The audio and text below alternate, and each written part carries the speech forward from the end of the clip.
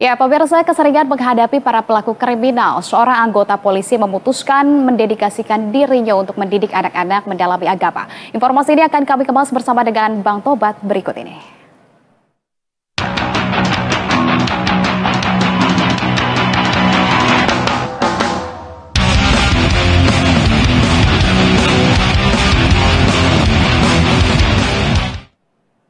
Abangku, karena terlalu sering menghadapi pelaku kriminal nih, seorang polisi yang berdinas di Polres Salatiga akhirnya mendirikan sebuah taman pendidikan Al-Quran di kampungnya. Dia berharap anak-anak di kampungnya itu nggak jadi pelaku kriminal yang rata-rata memang kurang ilmu agamanya. Kita tengok dulu beritanya.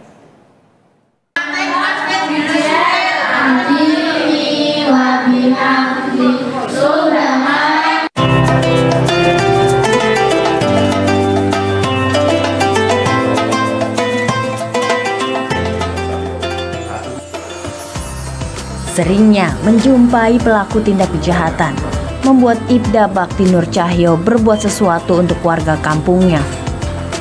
Baginya, banyak pelaku kriminal yang pernah ditanganinya kurang mendapatkan pemahaman dan ilmu agama yang memadai.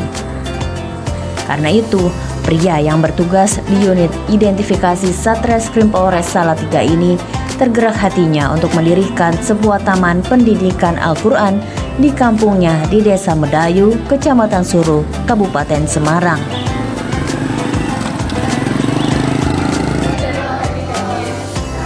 Di sela-sela aktivitas tugasnya, Ibda Bakti juga menyempatkan diri saat sore hari untuk mengajar para santri mengaji di Taman Pendidikan Al-Quran miliknya ini.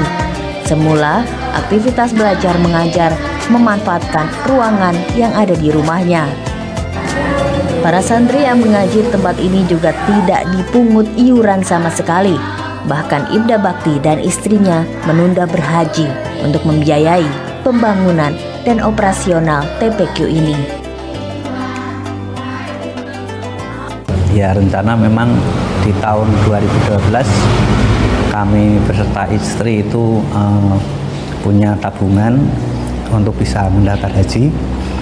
Namun karena santri kami banyak, istri untuk mengajak bikin bangunan karena memang tidak ada tempat di sini.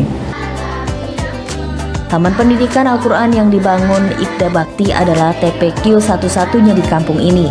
Sebelumnya, anak-anak di desa harus ke TPQ yang berjarak cukup jauh dari rumah mereka. Saya merasa senang dengan adanya TPQ di sini, karena dulu sebelum ada TPQ di sini, anak-anak sehabis sholat asar itu biasanya mereka hanya bermain.